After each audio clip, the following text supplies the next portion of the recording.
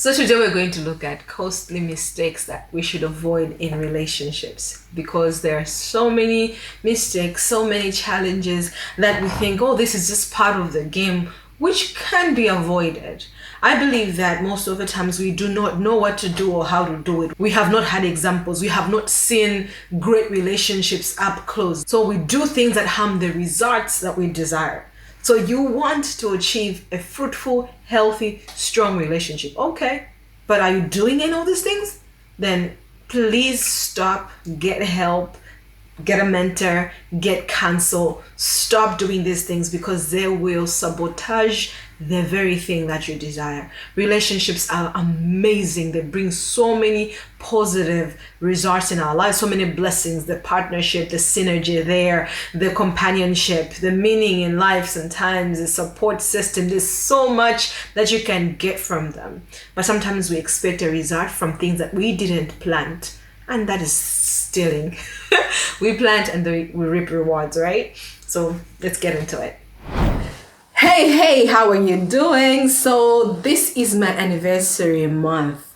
I have been married for 10 whole years, and I tell you the truth, 5 of those years were not good. It was one of those things where I thought, you know what, we're gonna divorce at some point. Like, I was ready for it, honestly. But the next 5 years have been amazing. I have learned so much. My life has been elevated by being married to this handsome human man that I call my husband. And he has been a blessing to my life. And this relationship has transformed so much for me. It has humbled me in so many ways as well, because I had some opinions and point of views that needed to change, and God in his grace allowed me to see those things, to be able to transform and grow together with my husband, and to have an amazing 5 years within the 10. So I look forward to more years, and I honestly thought this was a cliche and so corny when people would say, I love you more now than when we first met, but it's true. It's true for me. I love my husband more now than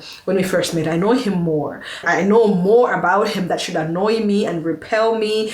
And at the same time, I know so much more that pulls me closer and shows me that I do need him in my life. And he has been a blessing to me. And so if you're a person who desires a relationship, you're already in a relationship, it looks grim, and you're thinking, is this worth it? And you look around and people are saying this and that about relationships, and you're wondering, do I want to do this? I just want to encourage you with my experience that if I could have a great relationship, you can, and so much more, because you get a head start. You get to learn from others. I learned as I went, and I was super stubborn, so I wasn't willing to learn till it was like at the end of it. I was like, you know what, I have to learn, or this will fall apart. So I hope you enjoyed this episode. I hope it blesses you. And 10 years in marriage, crazy. I look forward to more, but this ages me. I feel like it ages me. If I say I've been married 10 years, you'll think, oh my goodness, you're old. Anyway, let's get into this episode. I hope you enjoy it. Talk to you soon. Welcome to Own Your Lane. This is the best place for ambitious people who want to take charge of their lives, make that income, make that impact, and live fulfilling lives. And we're going to cover a few mistakes that you should be avoiding. I call them costly because why pay for mistakes? Life will give you its own mistakes, its own challenges. Why are you investing in making mistakes, making the journey tougher for yourself?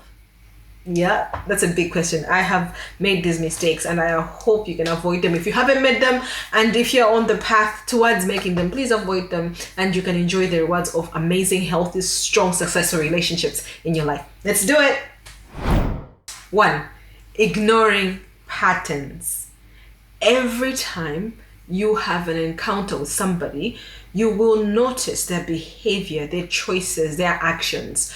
All those show you a pattern on how they operate. When you interact more and more with somebody, you will start to see, okay, they're always late. Oh, they're always honest. Oh, they're always generous. Oh, they're stingy. They're jealous. You will notice all these patterns. And usually when it's a relationship set up, we overlook so many negative patterns. You see the abusive patterns. You see the lying patterns. You see the deceptive patterns. And somehow you're like, okay, maybe it was just that scenario. Maybe it was this. But patterns will come back to bite you if you don't address them. You will become a victim of the very patterns you ignore. So when somebody comes into your life and you see this abusive pattern, why are you excusing the person?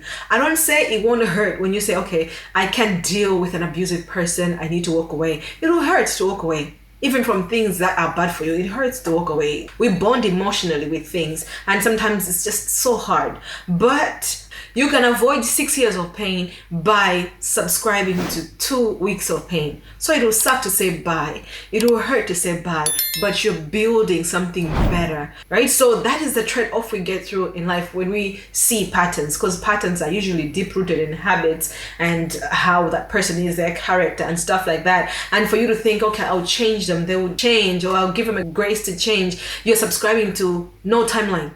They could change in 50 years, they could change in 20, in 2 days. You don't know. So unless you're that kind of person who is going to stand on that hope and be like, okay, I don't care whether they change or not, I'll be okay with this, then it's fine. But otherwise, when you see a pattern, believe it and act accordingly, whether it's okay. And if it's not okay, don't excuse it, don't explain it, just walk away from it. Number 2, not having a clear vision. This is easy, especially right now. You're like, oh, we're just vibing. I was talking to who was telling me that. I was like, what is vibing? Oh, just catching the vibe. I was trying to see. And I was talking to one of my sisters, and she has never been on a date with anybody because nobody has ever come to her with a clear vision. So they're always chatting, then lunch, then this, then before you know it, they're in a relationship, and it never ends well. But you can see from the start, I'm like, that's how it started. It didn't start well. Who gets into any agreement? Even when you're catching a minibus by the road, any taxi, you're not just going to say, I'll just get in here and see how it goes. That's very, very unwise.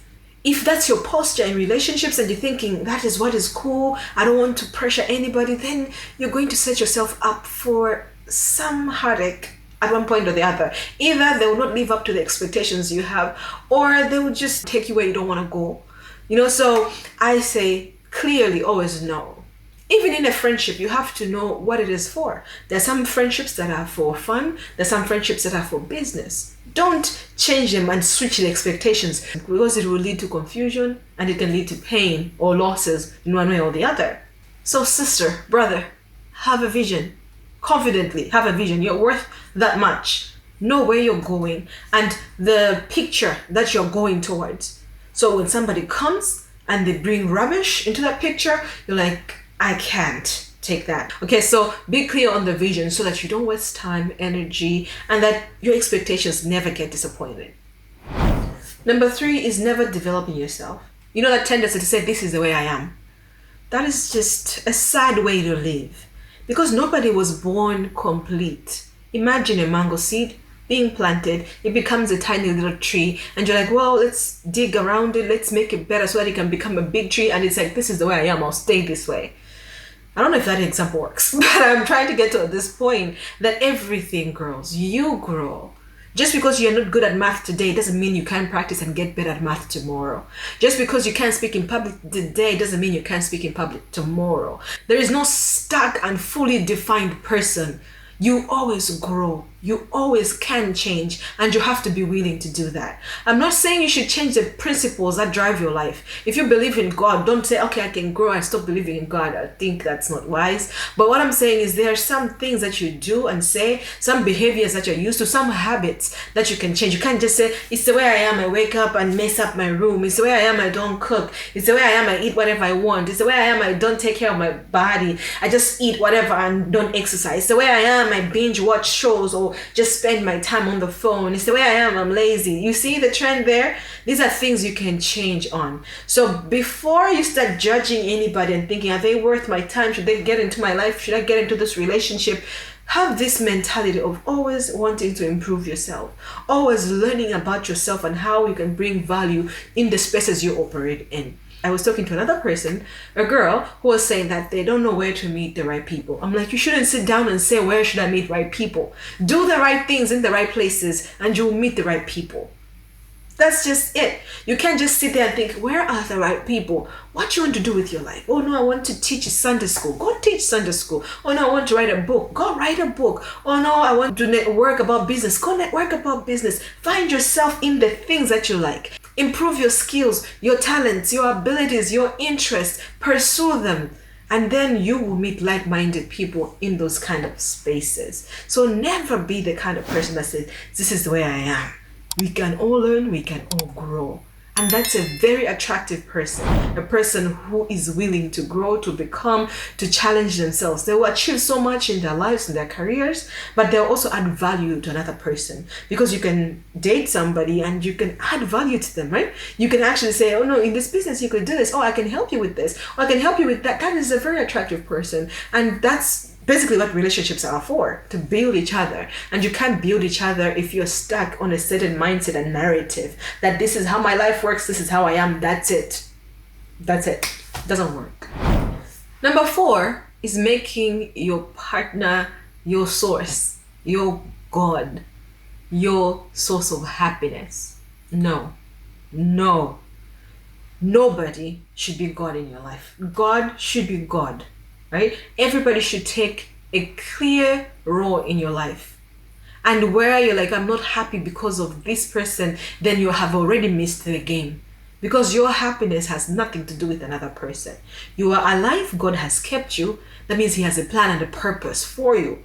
And you have gifts and talents that you can use to change your life, build your life, and become whatever you want to become, to make the money that you want to make, to travel wherever you want to travel. You never have to say, okay, I can't live my life because of this person, or I can't go hiking because this person. That's what I was talking with my other sister the other day. She loves hiking, and she was saying, oh, I can't hike because my husband doesn't want to. I'm like, no. That's not how it's supposed to be. You want to go hiking, it doesn't mean everybody has to want to go hiking, even though they're your spouse. So if they don't enjoy it, then you can go enjoy it. Your happiness is your responsibility. This is not to say, I'm independent, I don't need you in my life. No, we need each other in life, friends, partners, whoever. We need each other. But we have to know that our happiness is our business. We come together with our various happinesses and connect them, and we make magic. But we should never feel like I'm missing out on life because they're not stepping up their game. No, you can talk with God and figure out ways on how you can raise your game so that you don't rely on a person for your progress, for your provision, for your future, for like everything. That's God's role. He wants to do that, and He's a jealous God. That's why some relationships don't work, because God Himself is fighting against those relationships by saying, you're making this person a God and I won't have it. So take responsibility of your own happiness. What do you like to do? What do you like to be? Where do you find the most joy? What do you want to do in your life? And position yourselves for that, so that when you have a partner, they come into your life to complement what you're already doing, not to start and build there from the foundation to the top to everything. And you're just there and saying, hey, okay, that's it. No, don't be that kind of person. No. Number 5. Exalting your feelings. Oof, I was in that space. I was always following my feelings.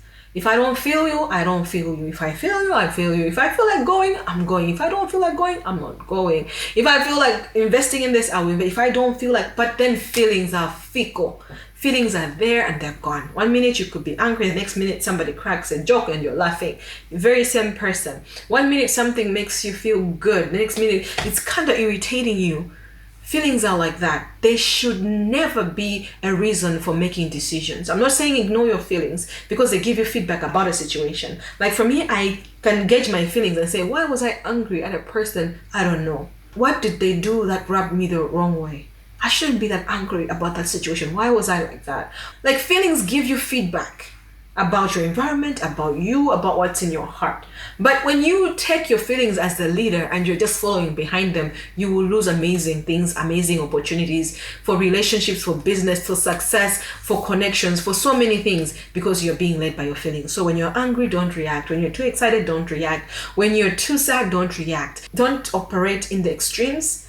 Find a way to operate when you're calmer, when you're sober. I have never made a good decision when I'm too excited, because I usually overestimate my ability, overestimate the promise, and then I'm sober, I'm like, oh my goodness, what did I say? When I'm angry, I say the worst things. I'm like, I'm gonna hurt this person, I'm going to say these things because I'm angry, and then later I'm like, I shouldn't have. And I always prayed. I remember praying that God help me, because I hate saying sorry when I could have just avoided those things. I remember walking into a shop one time and I was the one who was late. They were trying to help me, but I just wanted things done at my pace, and I started shouting. It was embarrassing later when I realized I was in the wrong shop. It was my fault that I was in the wrong shop and I was shouting everywhere, and it was so embarrassing. I had to come back and apologize. And it was humbling because I came back in that place and everyone was like, oh, she's back. They thought I was going to throw another tantrum. But I was like, I really have to apologize. I was going through my own issues and I vented on you. I am really sorry. It was embarrassing, but it was necessary. My heart was bothering me. The Holy Spirit was like, you can't live like that. It's messing your testimony. Go back and fix it. So never let your feelings lead you. You lead your feelings, and you'll be surprised that even sometimes you wake up and you're like, I'm not going to exercise. Your feelings say, not today. And you wake up, exercise, and your feelings be like, woohoo, that was fun. The very feelings, right? So don't listen to them. Guide your feelings. And in relationships, your feelings can be all over the place because you're trying to build something with somebody. You can be angry, don't speak. You can be sad, don't speak. You can be too excited, celebrate it, but don't make too many promises around that space. Manage your feelings, lead your feelings. Other thing, number 6, no mentorship. I think this is kind of tricky because sometimes in communities, especially in Malawi, where I'm from, we are very private about our relationships. People don't openly say this is a struggle we're dealing with. And sometimes you might think, oh, everybody is either in or out. They're either doing well or doing badly. And sometimes people don't share intimately so that you can know that they went through the struggles you're going through and this is how they overcame them. Like when I started learning about marriage and how to build a successful marriage, I was surprised that nobody told me about those things. Nobody told me about the things I needed to look out for. The things they told me were useless things. There are things about, oh no, this is how you make your husband happy. This is how you cook for your husband. This is how you care for your home. Okay. I needed to know how to solve conflict with my husband. I needed to know how to plan and get organized with my husband. I needed to learn how to manage my feelings, how to be self-aware, to deal with the generational issues that were in my family, how to not be abusive with my words, how to be concerned. Like there's so many things that we go through and I look back and I'm like, I was not nice. I was telling my husband the other day, I'm like, I'm sorry. I'm so sorry. I was not nice when we first got married because I didn't care and I didn't know any better. You know, a friendship, you're kind to each other. I wasn't kind. I was like dismissive, in or out, independent, strong woman vibes. You get it or you don't get it kind of thing. And I was like, that was very unkind of me. Not just because he was my husband, but to anybody. I couldn't treat anybody like that. Yet it was okay in that space for me to treat my husband that way. Yeah, so mentorship helps because not all mistakes have to be made by us.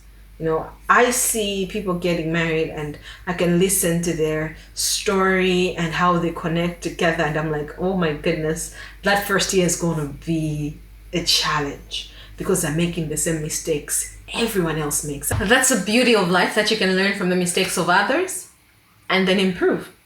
You can learn where people stumbled and then you get better. You can avoid the whole path.